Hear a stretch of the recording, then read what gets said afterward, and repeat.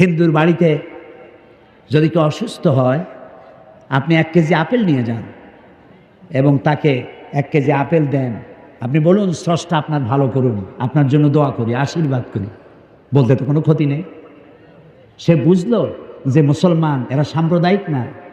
আমার বাড়ি যেখানে গতকালও বলেছি যে হিন্দু অনেক বেশি, আমার প্রতিবেশী বহুত হিন্দু আছে। ঈদের দিন তারা আমার বাড়িতে এসে, আমার গরিবখানায় এসে তারা পায়েস খায়, সেমাই খায়। আমি এমপি থাকাকালীন মসজিদও বানাইছি, তাদের মন্দিরও বানাইছি। আমার বাপের টাকা দিয়ে তো বানাইনি, সরকারের কাছ থেকে টাকা নিয়েছি, বানাই দিয়েছি। শত্রুতা কেন করব? আমার এ ঘর ভাঙ্গিয়াছে যে বা, আমি বাঁধি তার ঘর, আপন করিতে ঘুরিয়া বেড়াই, যে করেছে মরে পর। কাজে মানুষকে ভালোবাসতে শিখুন। প্রিয় ভাই সব, এই পৃথিবীর ভিতরে বাংলাদেশ পৃথিবীর তৃতীয় বৃহত্তম মুসলিম দেশ। 15 কোটি মুসলমান এদেশে বাস করে। আলহামদুলিল্লাহ বলেন না আলহামদুলিল্লাহ। আমাদের দেশের মতো সাম্প্রদায়িক সম্প্রীতির দেশ পৃথিবীতে কোথায় আছে? আমি সেটার নাম শুনতে চাই। ভারতে বাবরি মসজিদ ভেঙে মন্দির বানানো হয়েছে। বাংলাদেশের কোন জেলার কোন মন্দির ভেঙে মসজিদ বানানো হয়েছে আমি শুনতে চাই। নাই। আমার দেশে পূজার মণ্ডপ আর মসজিদ পাশাপাশি হয়। আমার পিরোজপুরে শহরের কেন্দ্রীয় মসজিদের পাশেই 10 দিন পূজার মণ্ডপ বানায়া দুর্গা পূজা করে, ঢোল বাজায়, গান গায়। কোন মুসলমান বলে না মসজিদের পাশে ঢোল বাজাইতে পারবে না। আবার হিন্দুরাও এত ভদ্র, আজানের সময় ঢোল বাজায় না, নামাজের সময় ঢোল বাজায় না। রোজার পূজা একসাথে হয়েছে, ওরা রোজা ডিস্টার্ব করে নাই, আর মুসলমানেরা পূজা ডিস্টার্ব করে নাই। খালি কয় ঠিক আলহামদুলিল্লাহ কইতে পারো না? এ হচ্ছে সেই দেশ যেখানে সাম্প্রদায়িক সম্প্রীতি সব থেকে সমুজ্জ্বল। বাংলাদেশ বিগত 1000 বছরের সাম্প্রদায়িক সম্প্রীতির উজ্জ্বল দৃষ্টান্ত স্থাপন করেছে, দুনিয়ায় কোথাও নাই। প্রিয় ভাই সব, এ হচ্ছে সেই সুন্দর দেশ। আমি বিদেশে গেলে, মধ্যপ্রাচ্যে সহ বিভিন্ন জায়গায় গেলে লোকেরা বলে এত ইসলাম ইসলাম করেন, ইসলামের পূর্ণাঙ্গ আইন তো কোথাও নাই। যদি কোথাও হয় 16 আনা আইন, পরিপূর্ণ আইন তো কোথায় হবে বলে মনে হয়? আমি বলি যে আল্লাহর ইসলামের আইন যদি পরিপূর্ণভাবে কোথাও হয়, আমার বিশ্বাস তা আমার 56,000 বর্গ মাইল বাংলাদেশে সকলের আগে হবে ইনশাআল্লাহ। আমি হতাশ নই, আমি মন ভাঙা নই, আমি হতোদ্দাম নই। আমি জানি বদরের বিজয় হয়, উহুদের পরাজয় হয়, আর তারপরেই ফতেহ মক্কা হয়। ভয় পাওয়ার কোনো কারণ নেই। প্রিয় ভাই সব, এ বাংলাদেশ একটি স্বর্ণের দেশ। আলহামদুলিল্লাহ আমরা মিলেমিশে আছি, মিলেমিশে থাকতে চাই। আমাকে যখন প্রশ্ন করা হয় কিভাবে এই দৃঢ় প্রত্যয় আপনার জন্মালো, আমি বলি আমার দেশে 3 লক্ষ মসজিদ আছে। এই মসজিদের আজান শুনে, ফজরের আজান শুনে আমার 15 কোটি মানুষের ঘুম ভাঙে। আর রাতের বেলায় এশার আজান শুনে আমার লোকেরা নামাজ পড়ে ঘুমোতে যায়। আমার চাষিরা ফজরের নামাজ পড়ে, নিরন্ন চাষি, ঘরে খাবার নাই, পরোটা নাই, কালাইয়ের বড় বড় রুটিও বানাবার তাদের তৌফিক নাই। পান্তা ভাত খাইয়া, গামছা কোমরে বাঁধা, তারপরে গরু নিয়ে হাল চাষ করতে যায়। চাষ করতে করতে হাতে ঘড়ি নাই, সূর্যের দিকে তাকিয়ে দেখে সূর্য পড়ন্ত, জোহরে রক্ত হয়ে গেছে। কাদা পানি দিয়া কোন রকম উজু করে কোমরের গামছা খুলে মাথায় বেঁধে ক্ষুধার্ত পেট নিয়ে জমিনের আইনের উপরে দাঁড়িয়ে আমার চাষি আল্লাহকে সেজদা দেয়। এ আমার জাতি, এই আমার মুসলমান। এখানে আহলে হাদিস, এখানে সুন্নি, এখানে বিভিন্ন পীর মুরিদি, এখানে তাবলিগি জামাত, এখানে বিভিন্ন ইসলামী দল, সব মিলে মিশে এখানে ইসলামের জন্য আওয়ামী লীগ, বিএনপি, জামাত ইসলামী, জাতীয় পার্টি, তাবলিগ, কোন লীগ, কোনো কিছু বাধা নয়। ঐক্যবদ্ধভাবে সকলকে শান্তির জন্য এগিয়ে আসতে হবে। যে বিশ্বনবীর সিরাত শুনতে এসেছি, সেই বিশ্বনবীর আদর্শ অনুযায়ী দেশ গড়তে চাই। তাতেই শান্তি, তাতেই মুক্তি। আর গত 2 দিন আগের যে ঘটনা ঘটলো, 25-26 ফেব্রুয়ারি যে ঘটনা ঘটলো বাংলাদেশের ইতিহাসে, এত বড় কলঙ্কজনক ঘটনা আর কখনো ঘটে নাই। আমাদের মেরুদণ্ড ভেঙে দিয়েছে। আমার দেশের সেনাবাহিনী আমার অহংকার, আমার গৌরবের বিষয়। স্বাধীনতার সার্বভৌমত্বের অতন্দ্র প্রহরী, স্বাধীনতা যুদ্ধে বিশাল অবদান সেনাবাহিনীর এবং দেশ প্রেমের প্রত্যেকটি প্রশ্নে উত্তীর্ণ সেনাবাহিনী বিদেশে যেখানে গেছে সেখান থেকে কুড়িয়ে এনেছে বাংলাদেশের জন্য ভাব মর্যাদা। আমার সেই সেনাবাহিনীর ব্রিগেডিয়ার, জেনারেল, কর্নেল, ক্যাপ্টেন, এত অফিসার মারা গেল। পৃথিবীতে কোন যুদ্ধে, পৃথিবীর ইতিহাস বলে না পৃথিবীর কোন যুদ্ধে এত অফিসার মারা গেছে ইতিহাস নাই। বাংলাদেশের অপূরণীয় ক্ষতি হয়ে গেল। বিডিআর আমার দেশের সীমান্ত পাহারা দেয়, বুকের রক্ত দিয়া, জীবনটা দিয়ে পাহারা দেয়। পাখির মতো প্রতিবেশী দেশের গুলি খাইয়া মরে যায়, তারপরেও সীমান্ত প্রহরায় রত বিডিআর। আমার এই শক্তিকে খর্ব করতে এলো যারা, কারা ষড়যন্ত্র করলো, কারা মারলো দিবালোকে দিনের বেলায় গুলি করে, এইভাবে নির্বিবাদে গুলি করে পালায় গেল, অপরিচিত গাড়ি নিয়ে ঢুকলো। পত্রপত্রিকায় দেখলাম হতবাক হলো 15 কোটি মানুষ, বিস্ময়, হতবাক, বিমূঢ়, শোকাহত গোটা জাতি। আজ কি জবাব দেওয়া যাবে ওই সব অফিসারদের স্ত্রীদের, যেসব অফিসারের স্ত্রীগুলি বিধবা হয়ে গেল? মাত্র 2 মাস 3 মাস আগে বিয়ে হয়েছে, সে বউটাও বিধবা হলো। বাংলাদেশের ইন্সপেক্টর জেনারেল অফ পুলিশ, তার মেয়ের বিয়ে হলো, সে অফিসারটাও মারা গেল। মাত্র 2 মাস আগে বিয়ে হয়েছিল। 2 মাসের বিধবা মেয়েকে দেখে কি করে সে সামলাচ্ছে? যার বাপের বুকের ধন, যার মায়ের নারী ছেঁড়া সন্তান, ব্রিগেডিয়ার ক্যাপ্টেন বানাতে, এক একটা ক্যাপ্টেন ব্রিগেডিয়ার জেনারেল বানাতে বাংলাদেশ সরকারের খরচ হয় কোটি টাকা। বছরের পর বছর যায়, এতগুলি অফিসার বানাতে অন্তত আরো 2 যুগ লাগবে। আল্লাহ পাক বলেন, আমি নূহ আলাইহিস সালামকে তার কওমের জন্য নবী করে পাঠালাম। আর নূহ আলাইহিস সালাম তার জাতিকে ডেকে বললেন, ও আমার জাতি, ও আমার সম্প্রদায়, এক আল্লাহর গোলামি করো, তিনি ছাড়া তোমাদের কোনো রব নাই, ইলাহ নাই, মাবুদ নাই। হুদ আলাইহিস সালাম সম্পর্কে আল্লাহ পাক বলছেন, ওয়াইলা আদিন আখাহুম হুদান قال يا قوم اعبدوا الله ما لكم من إله غيره। হুদকে আমি সামুদ জাতির জন্য, আমি সালেহ আলাইহিস সালামকে তার জাতির জন্য পাঠাইছি, হুদকে তার জাতির জন্য পাঠাইছি, এবং তারা সকলেই বলেছেন হে আমার জাতি, এক আল্লাহর গোলামি করো, এক আল্লাহর দাসত্ব করো, আর কারো গোলামি করা যাবে না। আল্লাহ পাক এরপরে বলেন, শুধু নূহ, শুধু হুদ, শুধু সালেহ আর শুআয়ব নয়, শুধু মুসা আর ঈসা নয়, ওয়ালাকাদ বা'আসনা ফি কুল্লি উম্মাতির রাসূলা আন ইবুদুল্লাহা ওয়াজতানিবুত তাগুত। আমি প্রত্যেক জাতির জন্যই রাসূল প্রেরণ করেছি এবং সকলেই দাওয়াত দিয়েছেন আন ইবুদুল্লাহ ওয়াজতানিবুত তাগুত, এক আল্লাহর গোলামি করো, এক আল্লাহর আনুগত্য করো, আর তাগুতকে বর্জন করো। তাগুত হচ্ছে সেই শক্তি যে শক্তি শুধু নিজেই আল্লাহর আইন অমান্য করে না, অন্যদেরকেও অমান্য করতে বাধ্য করে। তাকে কি বলা হয়? কোরআনে কারীম বলছি,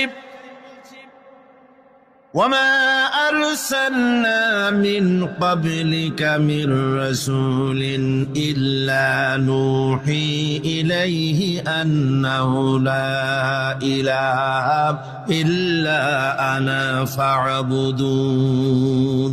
আল্লাহ পাক বলছেন, হে নবী, তোমার পূর্বে এই পৃথিবীতে আমি যাদেরকে পাঠিয়েছি তাদের সকলের প্রতি আমি এই ওহী অবতীর্ণ করেছিলাম যে তারা তার জাতিকে বলবে, লা ইলাহা ইল্লা, লা ইলাহা ইল্লা আনা, আমি ছাড়া কোনো ইলাহ নাই, অর্থাৎ আল্লাহ ছাড়া কোনো ইলাহ নাই। এই কথাটা নবীরা সকল জাতির কাছে তারা বলবে, এই বলে ওহী নাজিল করেছে, এবং তারা বলবে একমাত্র আল্লাহ পাকের গোলামি, তার আনুগত্য জীবনের সকল ক্ষেত্রে করতে হবে, তিনি ছাড়া কোনো ইলাহ নাই, এটাকে বিশ্বাস করতে হবে।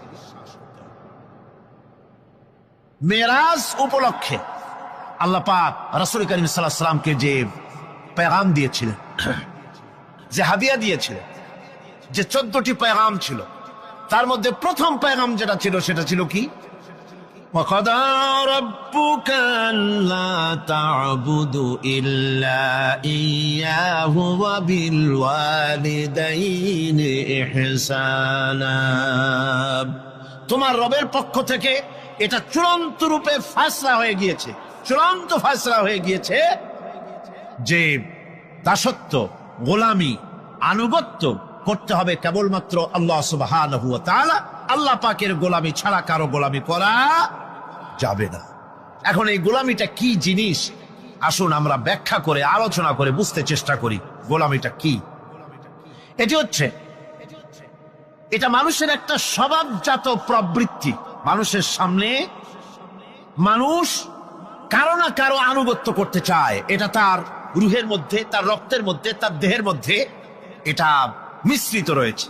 যেমন মানুষ ক্ষুধা লাগলে ক্ষুধা নিবৃত্ত করার জন্য আহারের আশ্রয় গ্রহণ করে, ঠান্ডা লাগলে শীত বস্ত্রের আশ্রয় নেয়, ক্ষুধা লাগলে খাদ্যের আশ্রয় নেয়, গরম লাগলে বৃষ্টি হলে ঘরের মধ্যে আশ্রয় নেয়, মনের ভাষা ব্যক্ত করার জন্যে, মনের কথা ভাবের আদান প্রদান করার জন্য ভাষার আশ্রয় গ্রহণ করে। ঠিক এগুলি যেমন তার সহজাত প্রবৃত্তি, ঠিক অনুরূপ ভাবে উপাসনার প্রেরণা তার মধ্যে স্বাভাবিকভাবেই উপাসনার প্রেরণা তার মধ্যে ঢুকিয়ে দেওয়া রয়েছে। কারো না কারো সামনে তার মাথা নত করা এটি একটি স্বাভাবিক প্রেরণা। ইবাদতের ধারণা প্রকৃতপক্ষে এটি একটি ব্যাপক ধারণা। এর প্রথমে এটাকে দুই ভাগে ভাগ করা যায়, একটা হচ্ছে বন্দিগি এবং আনুগত্য, আর একটা হচ্ছে পূজা বা অর্চনা।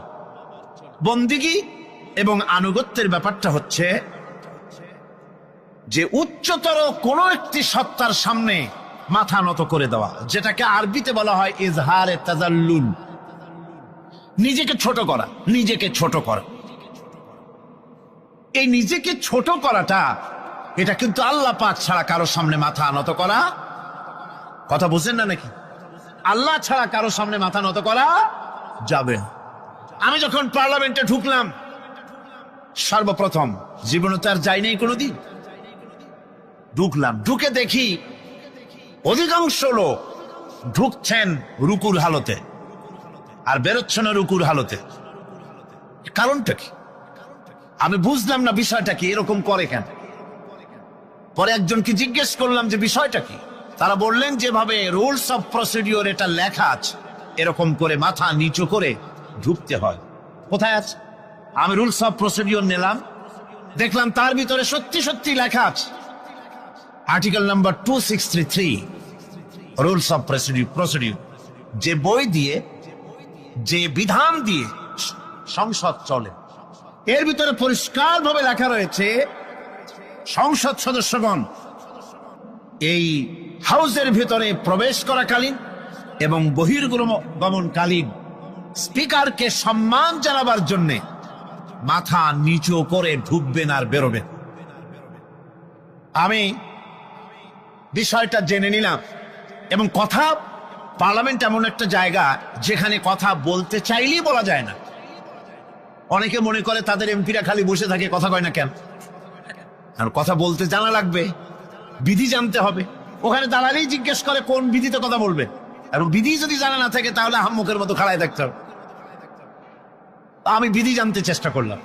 পরের দিন, 3 দিনের দিন আমি সব গোছায় টোছায় নিয়ে উপস্থিত হলাম, সংবিধান পড়লাম, রুলস অফ প্রসিডিওর পড়লাম, এরপরে আমি ফ্লোর নিলাম। ফ্লোর নিয়ে আমি সেখানে স্পিকার সাহেবকে বললাম, মাননীয় স্পিকার, আমি এই হাউসের ভিতরে দেখতে পেলাম একটি জিনিস যেটি রুলস অফ প্রসিডিওরে লেখা আছে, আর রুলস অফ প্রসিডিওরে যেটা লেখা সেটা আবার সংবিধানের সঙ্গে কন্ট্রাডিক্টরি একটা ব্যাপার। সংবিধানে বলা হয়েছে আল্লাহর উপরে ঈমান এবং আস্থাই হবে গোটা জাতির লক্ষ্য। তো যেখানে আল্লাহর উপরে ঈমান এবং আস্থার কথা বলা হয়েছে, সেইখানে আল্লাহর নির্দেশের খেলাপ করা হচ্ছে। মাথা নত করে আপনাকে সম্মান জানাবার জন্য যে প্রসেস, যে সিস্টেম, যে কাস্টমস, যে ট্র্যাডিশন তৈরি করা হয়েছে তা সম্পূর্ণ ইসলাম বিরোধী, এটি সম্পূর্ণ শিরক। যেহেতু মানুষ আল্লাহ ছাড়া সম্মান দেখাবার উদ্দেশ্যে আর কারো সামনে মাথা নত করতে পারে না। ইন্না শিরকা লাযুলমুন আযীম, এটি হলো মস্ত বড় গুনাহ, মস্ত বড় অপরাধ। আমি বললাম রাসূল কারীম সাল্লাল্লাহু আলাইহি ওয়াসাল্লাম বলেছেন, তোমাকে যদি কেটে টুকরা টুকরা করে ফেলানো হয় অথবা তোমাকে যদি জ্বালিয়ে পুড়িয়ে ভস্ম করা হয়, তবুও তুমি শিরক করতে পারবে না। সুতরাং এই সংসদে যেটা হচ্ছে এটা সম্পূর্ণ শিরক, এটা কবিরা গুনাহ, এটা হারাম। এটাকে রুলস অফ প্রসিডিউর থেকে উঠিয়ে দেওয়ার জন্য, এটা বন্ধ করার জন্য আপনার প্রতি আমি আবেদন জানাচ্ছি। আমি আমার বলা শেষ করলাম। ওয়ামা আলাইনা ইল্লাল বালাগ। যদি এটি কার্যকরী করা না হয় তাহলে আপনি এবং সংসদে যারা আছেন, যারা এটা আমল করবেন, কিয়ামতের দিন অবশ্যই আল্লাহর দরবারে আসামি হবেন। স্পিকার সাহেব, আমি অবাক হলাম, আমাদের সুশিক্ষিত স্পিকার,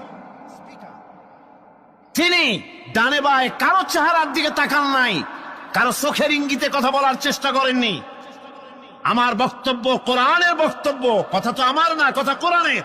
কোরআনের বক্তব্য তার হৃদয় স্পর্শ করেছে। সঙ্গে সঙ্গে স্পিকার বলেছেন, আমি আপনার বক্তব্যের সাথে সম্পূর্ণ একমত, কিন্তু আমি তো এটাকে উঠাইতে পারবো না, এটাকে আমি উঠাতে পারবো না, এটা আমার ইখতিয়ারের বাইরে, এজন্য আপনাকে নোটিশ দিতে হবে। আমি নোটিশ দিলাম। নোটিশ মনে হয় কোন কোল্ড স্টোরেজে আশ্রয় পেয়েছে। বন্দিগি বা আনুগত্য, এই আনুগত্যটার একটা দৃষ্টান্ত ভাবে দেওয়া যায়। যেমন চাকর মনিবের আনুগত্য করে। চাকর কার আনুগত্য করে? মনিবের। মনিবটা বলে চাকর সেগুলিকে মান্য করে। এটাকে আরেকটু বড় করে যদি দেখতে চান তাহলে এভাবে বলা যায়, জনগণ, একটা দেশের জনগণ সরকারের আনুগত্য করে। সরকার যা বলে সরকারের আনুগত্য করে। মানুষ তার নিজের অজান্তেও কোর্টে, কাছারিতে, আদালতে, রাস্তায়, নৌকায়, স্টিমারে, প্লেনে, শিক্ষাঙ্গনে, সর্বত্র একটি দেশের জনগণ একটা সরকারের আইন নিজের অজান্তেই মেশিনের মতো পালন করে চলে, ঠিক কিনা? এই দৃষ্টিতে যে পরিমাণ লোক কোন সরকারের কর্তৃত্ব সীমায় বাস করে এবং তারা আইনের অনুবর্তন করে, তাদের সম্পর্কে আমরা বলতে পারি জনগণ অমুক সরকারের আনুগত্য করছে। আর এটাকে যদি আরবিতে বলেন তাহলে বলা যায় এভাবে, জনগণ অমুক সরকারের ইবাদত করছে, আনুগত্য করছে, দাসত্ব করছে, গোলামি করছে। এবার এই ধারণাটিকে আরো একটু প্রশস্ত করে দিন, তাহলে আপনি দেখতে পাবেন। প্রথমে বললাম মনিবার চাকর, তারপর বললাম জনগণ আর সরকার। এবার এই দৃষ্টিকে আরো প্রশস্ত করে দিয়ে বিশ্বের দিকে তাকান, মহা শূন্যের দিকে তাকান। গাছপালা, তরু লতা, কীট পতঙ্গ সব যেন কারো আইন মেনে চলছেই তো মনে হয়, নাকি কন? এবার শুনুন আল্লাহ পাক কি বলছে। আল্লাহ রাব্বুল আলামিন বলেন, আফাগাইরা দীনিল্লাহি ইয়াবগুন ওয়ালাহু আসলামা মান ফিস সামাওয়াতি ওয়াল আরদি তাওআন ওয়া কারহা। আফাগাইরা দীনিল্লাহি ইয়াবগুন, তোমরা কি আমার দেওয়া জীবন ব্যবস্থাকে ছেড়ে দিয়ে অন্যের তৈরি করা কোন ব্যবস্থা তালাশ করো? ওয়ালাহু আসলামা মান ফিস সামাওয়াতি ওয়াল আরদ, অথচ আকাশে যা আছে, জমিনে যা আছে, সব কিছু আনুগত্যের মস্তক আমার সামনে মাথা নত করে দিয়েছে। সুবহানাল্লাহ বিহামদিহি, ঠিক কিনা? একটি ধূলি কণা থেকে শুরু করে নক্ষত্র লোক অবধি যা কিছু আমরা দেখতে পাই, যা দেখি না, সব হুকুম মানে কার? এই আইনের বৃদ্ধাচারণ করার ক্ষমতা কারো নাই। এটাকে বলা যায় গোটা বিশ্ব চরাচর আনুগত্য করছে, গোলামি করছে, ইবাদত করছে। কার করছে? আল্লাহ পাকের। এটাকে ইংরেজিতে বলা হয় ল অফ নেচার, এটাকে আরবিতে বলা হয় কানুনে ফিতরত, এটাকে বাংলায় বলা হয় প্রকৃতির আইন। এই আইনকে লঙ্ঘন করার ক্ষমতা কারো নাই। বন্ধুগণ, এই পৃথিবীর আপনি লক্ষ্য করে দেখবেন কোরআন মাজিদে এই বন্দিগিকে কোথাও ইবাদত বলেছে, কোথাও তাসবিহ বলেছে, কোথাও তাকদীস বলেছে, কোথাও সুজুদ বলেছে, কোথাও কুনুত বলেছে। আল্লাহ রাব্বুল আলামিন এই ইবাদতকে, আল্লাহ পাকের এই আনুগত্যকে বিভিন্ন শব্দে ব্যবহার করেছে, যেমন وَلَهُ مَنْ فِي السَّمَاوَاتِ وَالْأَرْضِ وَمَنْ عِنْدَهُ لَا يَسْتَكْبِرُونَ عَنْ عِبَادَتِهِ وَلَا يَسْتَحْسِرُونَ। আসমান এবং জমিনে যা কিছু আছে সব আল্লাহ পাকের, আর যে সব ফেরেশতারা তার নিকটে আছে তারা সবাই আল্লাহ পাকের বন্দেগী করছে। আল্লাহ পাকের বন্দেগী করার ভিতরে কেউ ত্রুটি করছে না। ইউসাব্বিহুনাল লাইলা ওয়ান নাহারা লা ইয়াফতুরুন। তারা রাত দিন তার প্রশংসা কীর্তনে মাথা নত করে দিয়ে কোন রকমের বিশ্রাম ছাড়া, শৈথিল্য ছাড়া সব আল্লাহ পাকের জিকির করছে, তাসবিহ করছে, আনুগত্য করছে। আকাশের সমস্ত ফেরেশতারা, কত ফেরেশতা তার তো কোনো ঠিক ঠিকানা নাই। কত লক্ষ লক্ষ ফেরেশতা আছে শুধু রুকুর হালতে আছে, কেউ তো সেজদার হালতে আছে, কেউ তো কিয়ামের হালতে আছে, আর যার উপরে যে ডিউটি আছে সেই ডিউটি পালন করছে।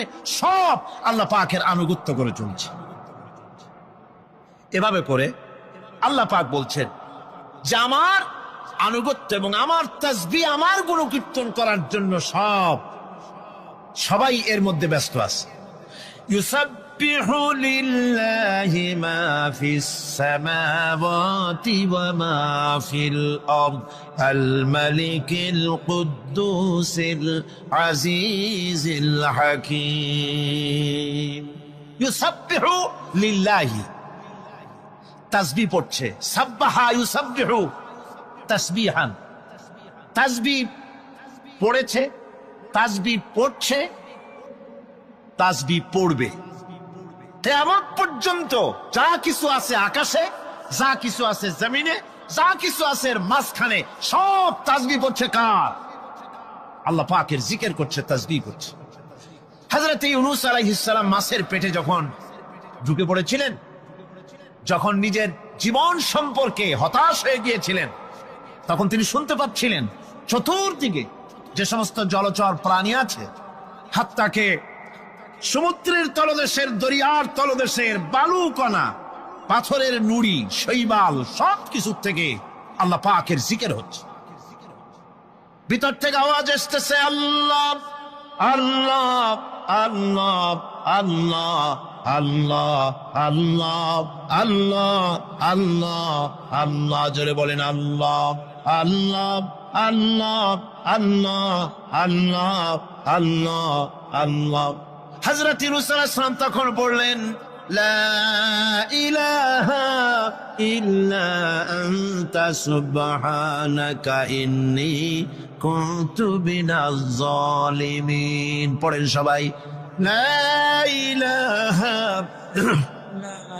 ইল্লা আনতা সুবহানাকা ইন্নী কুনতু মিনাজ জালিমিন। লা ইলাহা ইল্লা আনতা, তুমি ছাড়া কোনো ইলাহ নাই। আমি তোমার প্রশংসা করছি, আমি তোমার পবিত্রতা ঘোষণা করছি। আমি নিজের উপরে জুলম করেছি। গাছপালা, তরুলতা সব তাসবিহ পড়ছে, জিকির করছে। কার? আল্লাহ পাক। এই জন্য রাসূল কারীম সাল্লাল্লাহু আলাইহি ওয়াসাল্লাম বলেছেন গাছের পাতাটিও ছিল না, প্রয়োজন হলে গাছটা কেটে ফেলো, কিন্তু বিনা প্রয়োজনে গাছের পাতাও ছিল না, কারণ গাছের পাতা আল্লাহ পাকের জিকির করছে। কার জিকির করে? গাছপালা, তরুলতা, কীট পতঙ্গ সব আল্লাহ পাকের তাসবিহ করছে, জিকির করছে। কোরআনে কারীম বলছে ওয়ালিল্লাহি মুলকুস সামাওয়াতি ওয়াল আরদি ওয়া ইলাল্লাহিল মাসির। আকাশ মণ্ডল এবং জমিনের বাদশাহী আল্লাহ পাকের, এবং তারই কাছে আমাদের সকলকে ফিরে যেতে হবে।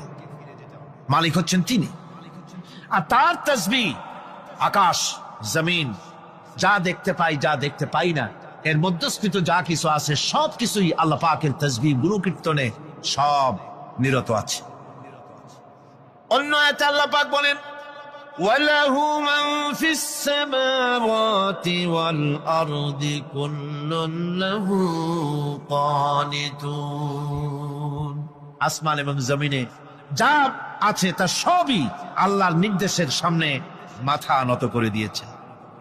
শুধু তাই নয়, الشمس والقمر بحسبان والنجم والشجر يسجدان।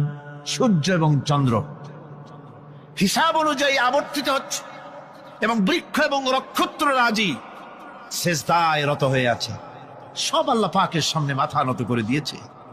এই ইবাদত, তাসবিহ, আজ্ঞা অনুবর্তিতা, নিয়ম অনুবর্তিতা, সচেতনতা, সকল কিছু সকলেই মিলে আল্লাহ পাকের একটি ধূলিকণা থেকে শুরু করে পাহাড় পর্বত পর্যন্ত সব আল্লাহর নিয়ম কানুন মেনেই চলছে। আপনি দেখতে পাচ্ছেন সমুদ্রে যে জোয়ার এবং ভাটা হয়, কার নির্দেশে হয়? তার নির্দেশে হয়। আরো লক্ষ্য করুন, সমুদ্রের পানি লবণাক্ত। এই নোনা পানি, সমুদ্রের নোনা পানিগুলি পদ্মা, মেঘনা, যমুনা, ব্রহ্মপুত্র, শীতলক্ষা, সুরমা এসব মিষ্টি পানির ভিতরে জোয়ারের টানে লবণাক্ত পানিগুলি ঢুকে যায়। আবার ভাটির টানে মিষ্টি এলাকার পানিগুলি সব গিয়ে সমুদ্রের মধ্যে নোনা পানির মধ্যে চলে যায়। হযরত ইউসুফ আলাইহিস সালাম তাদের সামনে পরিচয় দিলেন। তারা যখন বুঝতে পারল, লজ্জায় তাদের মাথা হেট হয়ে গেল। হযরত তারা এক তো লজ্জা, আর 2 নম্বরের ভয়, জান নিয়া কেনানে কেউ ফিরে যেতে পারবো না। এখন অবস্থা হয়েছে যে জীবনই যায় নাকি এখানে। হযরত ইউসুফ আলাইহিস সালাম ভাইদের এই করুণ দুরবস্থা বুঝতে পারলেন। বুঝে চরম ধৈর্য ধরে তিনি কি বললেন? তিনি বললেন, লা তাসরিবা আলাইকুমুল ইয়াউম। ও ভাইরা, তোমাদের বিরুদ্ধে আমার কোনো ক্ষোভ নাই, দুঃখ নাই, বিদ্বেষ নাই, হিংসা নাই, আল্লাহর রাস্তে মাফ করে দিলাম। সুবহানাল্লাহ। এর নাম পয়গম্বর। এর নাম কি? পয়গম্বর। কিসের লেনিন, কিসের মার্কস? জওয়ানেরা, ভুল পথে মানুষ চলেছিল। আলহামদুলিল্লাহ, আল্লাহ এগুলারে ডাস্টবিনে ফালাই দিছে। কারণ আলহামদুলিল্লাহ, আলহামদুলিল্লাহ। পয়গম্বর কারে বলে? কারে বলে পয়গম্বর? কি চরিত্র!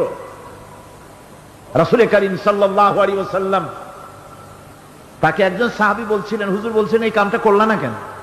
সাহাবী বললেন, হুজুর আপনি যদি চোখের ইশারায় বলতেন মুখ দিয়ে না কইয়া, তাও তো আমি কামটা করে ফেলতাম, আমি তো বুঝি নাই। হুজুর বললেন, চোখের ঠারে ঠারে কাজ করা নবুয়তের শান নয়। আল ওয়াদুহু ওয়াস সারাহা, নবীরা যা করেন তা ডাইরেক্ট, কোনো বক্রতা নাই, স্পষ্ট কথা। আমার ভাইরা, হযরত ইউসুফ আলাইহিস সালাম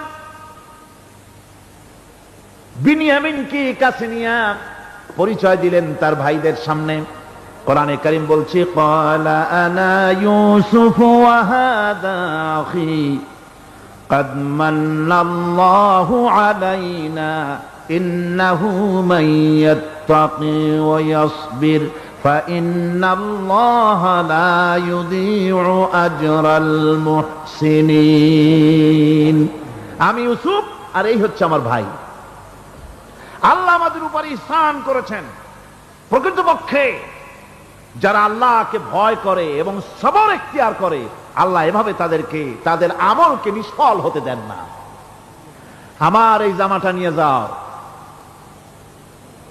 হযরত ইয়াকুব আলাইহিস সালাম কলিজার টুকরা সন্তান ইউসুফ আলাইহিস সালামের বিরহ যন্ত্রণায় ছেলেকে কতদিন দেখে না, কাঁদতে কাঁদতে চোখ দুটো অন্ধ হয়ে গেছে।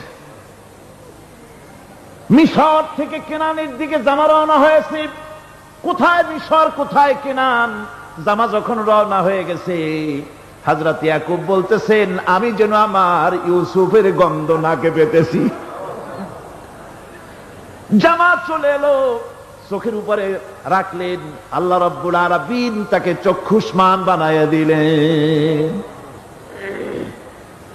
ভাইরা আমার, পয়গম্বরেরা সবর করে গোটা দুনিয়ার মানুষের সামনে দৃষ্টান্ত সেট করেছেন সবর কারে কর।